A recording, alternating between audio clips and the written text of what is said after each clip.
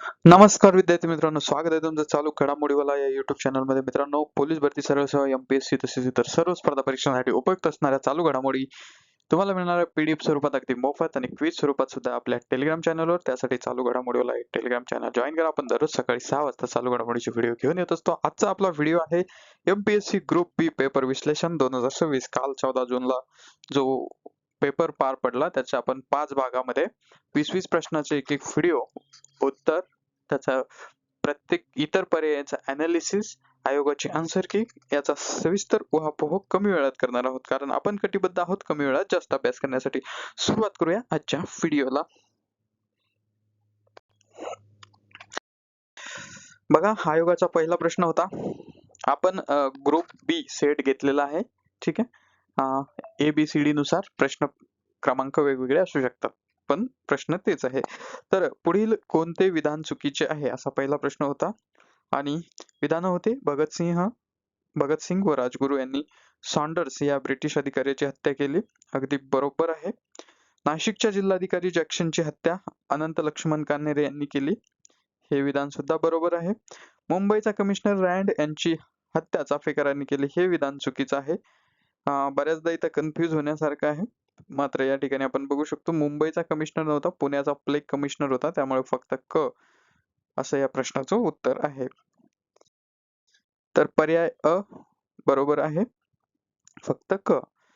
17 डिसेंबर 1928 रोजी लाहोर येथे क्रांतिकारी भगतसिंह, राजगुरू आणि सुखदेव यांनी लाला लाजपत राय यांच्या मृत्यूचा बदला घेण्यासाठी ब्रिटिश पोलीस अधिकारी सॉन्डर्स याची गोळ्या झाडून हत्या केली होती. हे विधान पूर्णपणे सत्य आहे. आता याच्यातून तुम्हाला बाकीच्या गोष्टीही कव्हर झालेल्या आहे, ज्या पुढच्या परीक्षेत सुद्धा तुम्हाला कामी येतील. पर्याय ब काय आहे तो सुद्धा बरोबर आहे. 21 डिसेंबर 1909 रोजी नाशिकच्या विजयानंद थिएटरमध्ये अभिनव भारत संघटनेचे क्रांतिकारक अनंत लक्ष्मण कान्हेरे यांनी नाशिकचा जुलमी जिल्हाधिकारी जॅक्सन याच्यावर गोळ्या झाडल्या होत्या. या प्रकरणात कान्हेरे, अण्णा कर्वे आणि विनायक देशपांडे यांना फाशी देण्यात आली होती. हे विधान सुद्धा सत्य आहे. मात्र पर्याय क चुकीचा आहे. जसं की मी सांगितलं, कमिशनर रँड हा मुंबईचा नसून पुण्याचा प्लेग कमिशनर होता. तर 1897 मधील पुण्याच्या प्लेग साथी दरम्यान त्याने लोकांवर अमानुष अत्याचार केले होते. त्याचा बदला घेण्यासाठी 22 जून 1897 रोजी चाफेकर बंधूंनी, ज्यामध्ये दामोदर, बाळकृष्ण आणि वासुदेव, रँडची पुण्यात हत्या केली होती. मुंबई शब्द छापल्यामुळे हे विधान चुकीचं ठरतं आणि एवढ्यामुळेच 1 मार्क बऱ्याच जणांचा गेलेला आहे. प्रश्न क्रमांक 2. 1909च्या मोर्ले मिंटो सुधारणा कायद्याबद्दल, हे शुद्ध टोनग्याचे आचळ ठरतील, यातून लोकहिताचे दूध मिळणे शक्य नाही, अशी प्रतिक्रिया कोणी दिली होती? तर ही लोकमान्य टिळकांनी दिली होती. ठीक आहे. तर सुरेंद्रनाथ बॅनर्जी, आर.सी. मुजुमदार, लाला लजपत राय यांचं काय मत होतं ते बघूया. ठीक आहे. तर लोकमान्य टिळक यांचं काय म्हणणं होतं ते सविस्तर थोडं पाहूया. तर 1909च्या मोर्ले मिंटो कायद्याने भारतीयांना कोणती वास्तविक राजकीय सत्ता दिली नाही. उलट मुस्लिमांसाठी स्वतंत्र मतदारसंघ देऊन फोडा आणि राज्य करा या नीतीचा वापर केला. यावर कडक शब्दात प्रहार करत लोकमान्य टिळकांनी आपल्या केसरी वृत्तपत्रातून ही प्रसिद्ध आणि जळजळीत प्रतिक्रिया दिली होती. ठीक आहे, कुठून दिली होती तेही तुमच्या लक्षात आलं. सुरेंद्रनाथ बॅनर्जी यांनी या कायद्याचे मवाळ भूमिकेत अंशतः स्वागत केले होते, परंतु मुस्लिमांच्या स्वतंत्र मतदारसंघाला त्यांनी विरोध केलेला होता. तर आर.सी. मुजुमदार यांनी, हे आधुनिक काळातील प्रसिद्ध इतिहासकार आहेत, त्यांनी या कायद्याचे नंतरच्या काळात ऐतिहासिक मूल्यमापन केलं होतं. लाला लजपत राय यांनी या कायद्याला ब्रिटिशांची चाल म्हटले होते, परंतु टोनग्याचे आचळ ही विशिष्ट वाक्यरचना टिळकांची होती. ठीक आहे. तिसरा प्रश्न, नामदार गोपाळकृष्ण गोखलेंच्या कार्याबाबत खालील विधाने वाचून अचूक पर्यायांची निवड करा. तर 1887 मध्ये ते सार्वजनिक सभेचे चिटणीस होते. बरोबर. पुणे सार्वजनिक सभेच्या त्रैमासिकाचे ते संपादक होते. हे विधान सुद्धा बरोबर आहे. 1900 साली ते केंद्रीय कायदे मंडळाचे सदस्य झाले. हे विधान चूक आहे. आणि 1895 साली त्यांनी भारतीय राष्ट्रीय सभेच्या म्हणजे काँग्रेसच्या चिटणीसपदी त्यांची निवड झाली. हे विधान सुद्धा बरोबर आहे. त्यामुळे या प्रश्नाचं उत्तर आहे अ, ब आणि ड बरोबर आहे. ठीक आहे. तर 1900 साली नव्हे तर 1900 साली ते 1887 मध्ये त्यांनी सार्वजनिक सभेचे चिटणीस सेक्रेटरी म्हणून त्यांची निवड झालेली होती. गोपाळकृष्ण गोखले हे न्यायमूर्ती रानडे यांच्या प्रभावाखाली सार्वजनिक सभेत आले होते. ठीक आहे. सार्वजनिक सभा नावाची जी संघटना होती त्यामध्ये. महात्मा गांधीचे गुरु होते गोपाळ कृष्ण गोखले. पुणे सार्वजनिक सभेचे ते त्रैमासिक जे निघायचे क्वार्टरली जनरल, त्याच्या संपादनाची जबाबदारी गोखले यांनी अतिशय उत्तम रीतीने सांभाळली होती. मात्र गोखले हे 1900 मध्ये केंद्रीय नाही तर मुंबई प्रांतिक कायदेमंडळाचे सदस्य झाले होते आणि 1902 मध्ये ते इम्पेरियल लॉजिस्टिक काउन्सिल म्हणजेच केंद्रीय कायदेमंडळाचे सदस्य बनले होते. त्याच्यामुळे त्या प्रश्नाचं उत्तर त्या ठिकाणी तसं आलेलं आहे. ठीक आहे. तर विधान ड काय आहे? 1895 मध्ये पुणे येथे झालेल्या राष्ट्रीय काँग्रेसच्या ऐतिहासिक अधिवेशनादरम्यान गोखले यांची काँग्रेसचे केंद्रीय चिटणीस म्हणून निवड करण्यात आली होती. चौथा प्रश्न, 31 ऑक्टोबर 1920 रोजी मुंबईत लाला लजपत राय यांच्या अध्यक्षतेखाली ऑल इंडिया ट्रेड युनियन काँग्रेसचे म्हणजेच आयटकचे पहिले अधिवेशन भरले. या अधिवेशनाला खालीलपैकी कोण हजर नव्हते? मोतीलाल नेहरू हजर होते, अवंतिकाबाई गोखले सुद्धा हजर होत्या, महात्मा गांधी मात्र या अधिवेशनाला हजर नव्हते कारण ते त्यावेळी जेलमध्ये होते. विठ्ठलभाई पटेल सुद्धा हजर होते. म्हणजे या प्रश्नाचं उत्तर काय येईल? तर फक्त क, ऑप्शन 3 असं या प्रश्नाचं उत्तर आहे. तर पर्याय क उत्तर आहे महात्मा गांधी हजर नव्हते. 1920 मध्ये जेव्हा ऑल इंडिया ट्रेड युनियन काँग्रेसची आयटकची स्थापना झाली तेव्हा गांधीजींनी स्वतःला या संघटनेपासून थोडे दूर ठेवले होते. गांधीजींचा कामगार चळवळीला पाठिंबा होता पण त्यांचे कार्य प्रामुख्याने अहमदाबादमधील मजूर महाजन संघापुरते मर्यादित होते. ते आयटकच्या पहिल्या मुंबई अधिवेशनाला उपस्थित नव्हते. तर हजर असलेले नेते या पहिल्या अधिवेशनाला राष्ट्रीय पातळीवरील अनेक मोठे नेते उपस्थित होते. त्यात मोतीलाल नेहरू, विठ्ठलभाई पटेल आणि महाराष्ट्रातील पहिल्या महिला सत्याग्रही अवंतिकाबाई गोखले या सर्वांनी उपस्थित राहून कामगारांच्या चळवळीला पाठिंबा दिला होता. ठीक आहे. मी जे जेलमध्ये म्हटलं होतं ते थोडस चुकीचं आहे. ठीक आहे, ते दुरुस्त करून घ्या. पाचवा प्रश्न, 1857च्या बंडाबाबत बंडावाल्यांना एक जरी समर्थ नेता मिळाला असता तरी भारतावरील इंग्रजांचे राज्य नष्ट झाले असते. हे विधान कोणी केलं होतं? तर हे जॉन लॉरेन्स यांनी केलेलं होतं. ऑप्शन सी असं या प्रश्नाचं उत्तर आहे. ठीक आहे. तर जॉन लॉरेन्स हे 1857च्या उठावाच्या वेळी पंजाबचे मुख्य आयुक्त होते व नंतर भारताचे गव्हर्नर जनरल बनले. त्यांनी उठावाचे विश्लेषण करताना स्पष्ट केले होते की भारतीय सैनिकांमध्ये वैयक्तिक शौर्य आणि देशप्रेमाची कमतरता नव्हती पण संपूर्ण भारताला किंवा बंडाला एकत्र दिशा देणारा एक केंद्रीय खंबीर लष्करी नेता बंडवाल्यांकडे नव्हता. नानासाहेब, लक्ष्मीबाई, तात्या टोपे आपापल्या भागात लढत होते पण एकत्रित नियोजनाचा अभाव होता.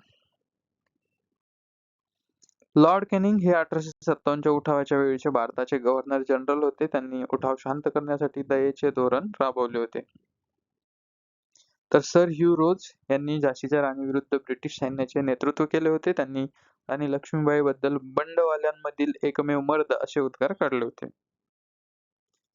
लॉर्ड डलहौसी यांच्या संस्थान खालसा या धोरणामुळे 1857च्या बंडाची खरी ठिणगी पडली होती परंतु हे विधान त्यांचे नाही.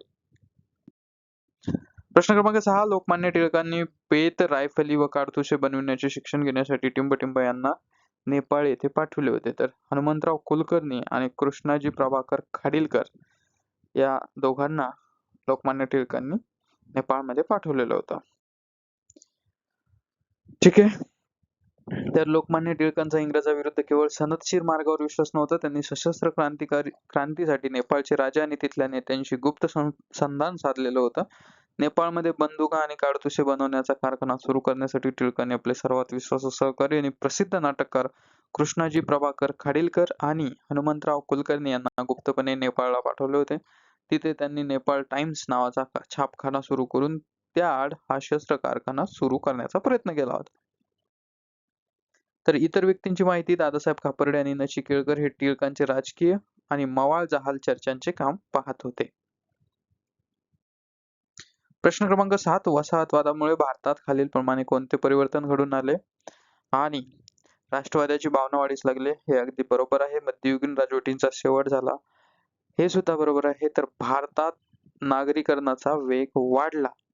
हे सुद्धा बरोबर आहे. तर देशी उद्योगधंद्यात वाढ झाली. हे विधान चुकीचं आहे. त्यामुळे प्रश्न क्रमांक 3 फक्त अ, ब आणि क असं या प्रश्नाचं उत्तर आहे.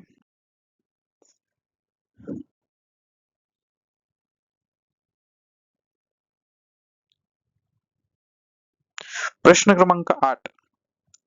येथील लोक केवळ शिक्षण घेऊन स्वस्थ बसणार नाहीत असे टिंबटिंब यांना पाठवलेल्या पत्रात म्हटले होते. तर माउंट स्टुअर्ट एल्फिन्स्टन आणि कोर्ट यांनी हे पत्र पाठवलेलं होतं. कोणाला पाठवलं होतं? कोर्ट ऑफ डिरेक्टर्स यांना.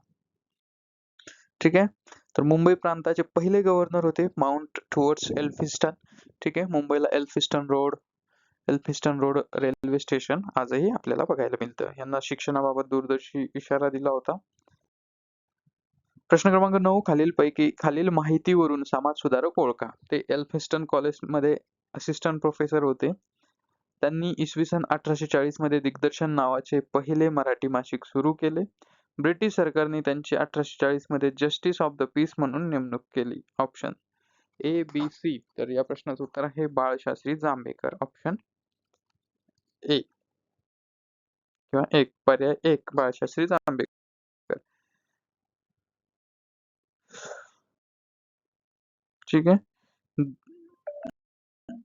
10वा प्रश्न. इसवी सन 1916 मध्ये महर्षी धोंडो केशव कर्वे यांचा महिला विद्यापीठ स्थापनेमागील उद्देश काय होता? तर स्त्रियांना उच्च शिक्षण देणे, स्त्रियांना गायन कलेचे शिक्षण देणे आणि स्त्रियांना स्वावलंबी बनवणे. आता आयोगाचं उत्तर आलेलं आहे अ, ब, क. अ, ब आणि क असं उत्तर आहे. बऱ्याच जणांनी फक्त अ आणि क पर्याय 3 हे उत्तर दिलेलं आहे. त्याच्यावर काही आक्षेप घेतले जातील. आयोगाची दुसरी, कारण गायन कलेचा उल्लेख काही फार ठिकाणी आढळून येत नाही, मात्र आयोगाने दिलंय म्हटल्यावर, आणि हा संशोधनाचा विषय आहे. मात्र आता आपण सध्या आयोगाला फॉलो करूया. या प्रश्नाचं उत्तर आहे पर्याय क्रमांक 4. ठीक आहे. महर्षी धोंडो केशव कर्वे यांनी SNDT मध्ये श्रीमती नाथीबाई दामोदरदास ठाकरसी महिला विद्यापीठाची स्थापना केली.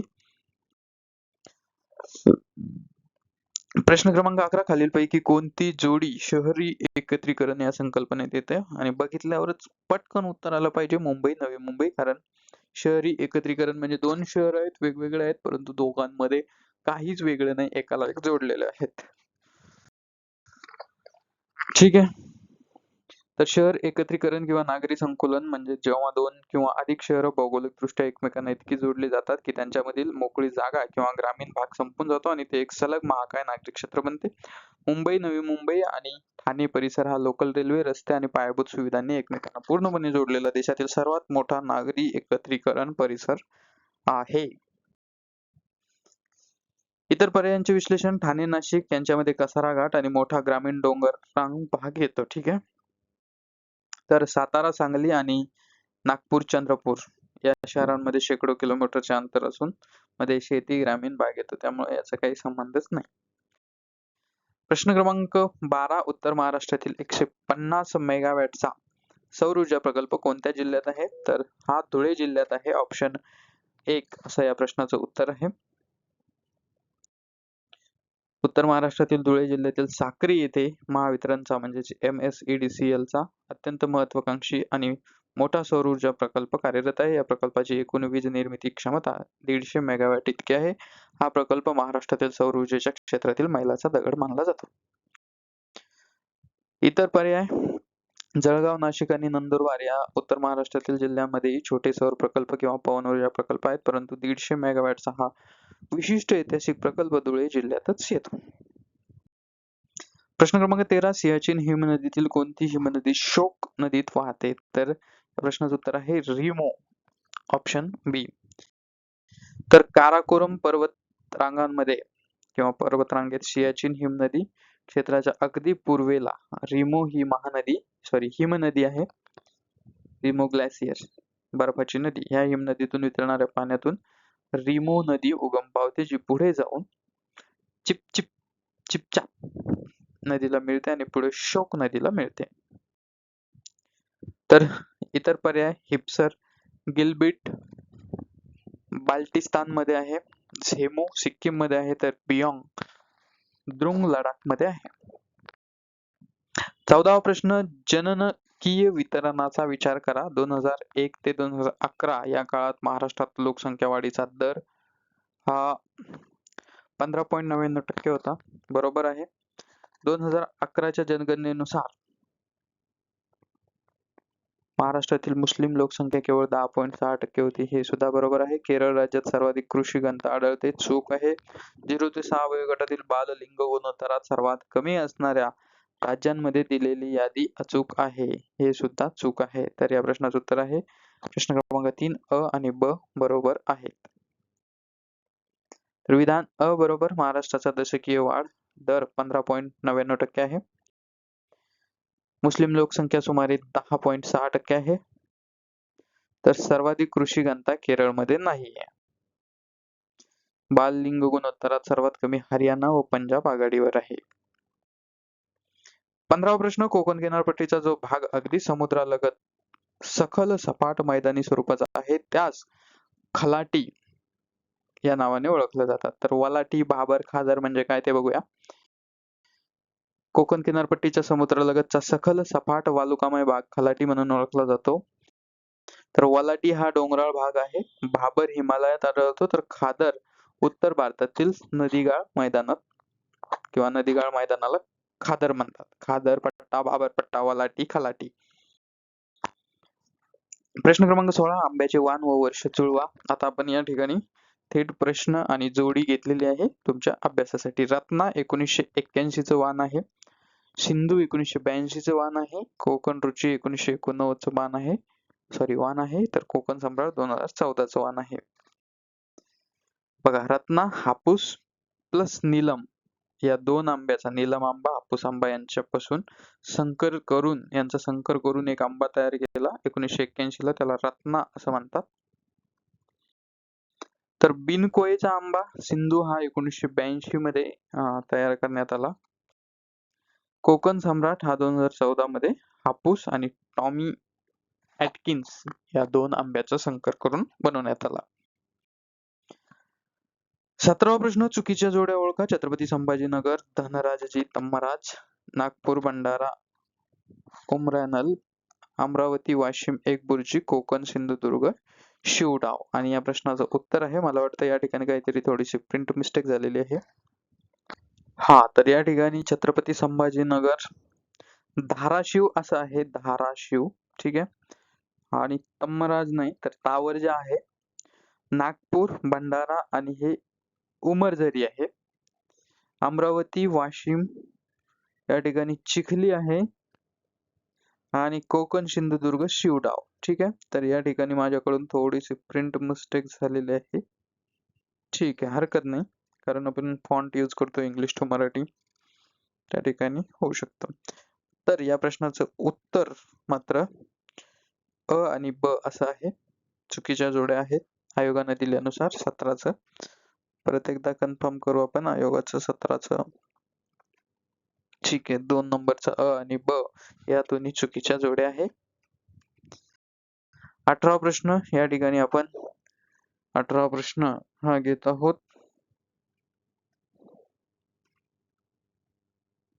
इथे सुद्धा आपण थेट उत्तर घेतलेलं आहे. तापी च उपनदी आहे नळगंगा, पूर्णाची उपनदी आहे नाही, पूर्णाची उपनदी बिंदुसरा नाही. या ठिकाणी सुद्धा आपली प्रिंटर मिस्टेक झालेली आहे. पूर्णाची उपनदी ही, ठीक आहे, आयोगाने बिंदुसरा दिलेली आहे, परंतु माझ्या माहितीप्रमाणे बिंदुसरा ही त्याची उपनदी नाही. सिंदफणाची बोरी दिलेली आहे, मांजराचे खारणी दिलेली आहे. या प्रश्नाला आपण आपल्या पद्धतीने तरी पुन्हा अनालाइज करू कमेंट मध्ये. प्रश्न क्रमांक 19, महाराष्ट्राच्या संदर्भातील खालील विधानावरून जिल्हा ओळखा. तलावांचे शहर या जिल्ह्यात स्थित आहे. ठीक आहे. या जिल्ह्यात दारुगोळा व शस्त्र निर्मितीचा कारखाना आहे. ठीक आहे. एक तालुका धातूच्या वस्तू व त्यावरील नक्षीकाम यासाठी प्रसिद्ध आहे. तर मुसी जातीचे गवत या जिल्ह्यात मोठ्या प्रमाणात आढळते. आणि या प्रश्नाचं उत्तर आहे ठाणे. आता एका गोष्टीवरूनच आपण ओळखू शकतो तलावांचे शहर. ठीक आहे.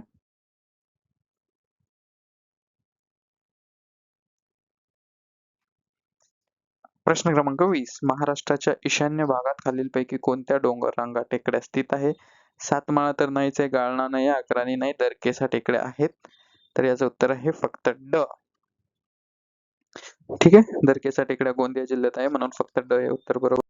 बरोबर आहे. तर इतर रांगा पश्चिम, उत्तर व इतर भागात आहेत. तर मित्रांनो, गट ब 14 जून 2026 ला झालेला MPSCचा ग्रुप बी चा पेपर आयोगाची आन्सर की आणि त्याचं विश्लेषण आपण इतर पर्यायांचं या व्हिडिओमध्ये भाग 1 मध्ये घेतलेलं आहे. पहिले 20 प्रश्न, भाग 2 मध्ये पुढचे 20 प्रश्न असे 5 भागामध्ये आपण सर्व 100 प्रश्न घेणार आहोत. अगदी स्टेप बाय स्टेप, कुठलीही घाई न करता. आणि काही ठिकाणी प्रिंट मिस्टेक झालेले, काही ठिकाणी आपली चूक आहे, काही ठिकाणी आपल्याला ऑब्जेक्शन आहे, ते सुद्धा आपण पुढच्या व्हिडिओत किंवा कमेंटमध्ये जसं आपल्याला जमेल त्या पद्धतीनं सॉल्व्ह करणार आहोत. तर व्हिडिओ तुम्हाला आवडला असेल तर जास्तीत जास्त शेअर करा, कारण यातून तुमचा आणखी अभ्यास होणार आहे आणि आपण चांगल्या पद्धतीने याचा अॅनालाइज केलेला आहे. आणि मित्रांनो, चॅनलला सबस्क्राईब करा, लाईक करा. आपण दररोज सकाळी 6 वाजता चालू घडामोडीचे व्हिडिओ घेऊन येत असतो, जे तुम्हाला फायदेशीर ठरतात. आपलं टेलिग्राम, इंस्टाग्राम आणि यूट्यूब आणि फेसबुक या चारही प्लॅटफॉर्म सोबत जोडले जा, कमी वेळात जास्त अभ्यास करण्यासाठी. व्हिडिओ शेवटपर्यंत बघितल्याबद्दल मनपूर्वक धन्यवाद. भेटूया पुढच्या व्हिडिओत. Thank you so much.